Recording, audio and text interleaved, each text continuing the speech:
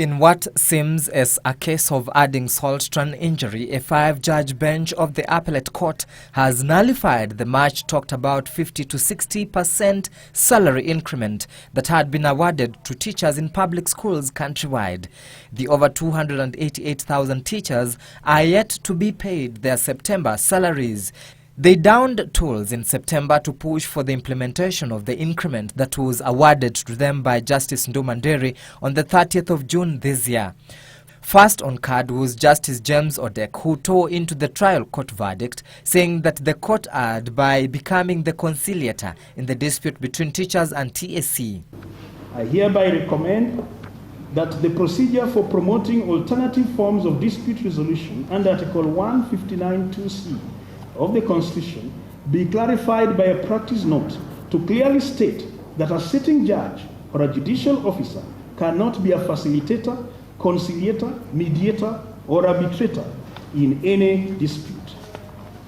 My final determinations of this appeal is that for the various reasons given, I set aside the judgment of the trial court and all consequential orders. In his ruling in June, Justice Ndumanderi backdated the pay increment to July 2013. But in his findings, Justice Odek ruled that in backdating the pay award, the trial court impaired TSC contractual and vested rights, noting that it is not possible to backdate a pay that was never there in the first place. Taking into account that teachers are public officers, it is SRC that has the exclusive, I underline the word exclusive, constitutional mandate to determine fiscal sustainability of remuneration and benefits of public officers. The court also ruled that the proposal that was tabled by TSC before the Labour Relations Court was not legally binding. It was surprising that 2 months later he finds he has jurisdiction from the Labour and Employment Court that critically states the court has no jurisdiction to conduct conciliation proceedings.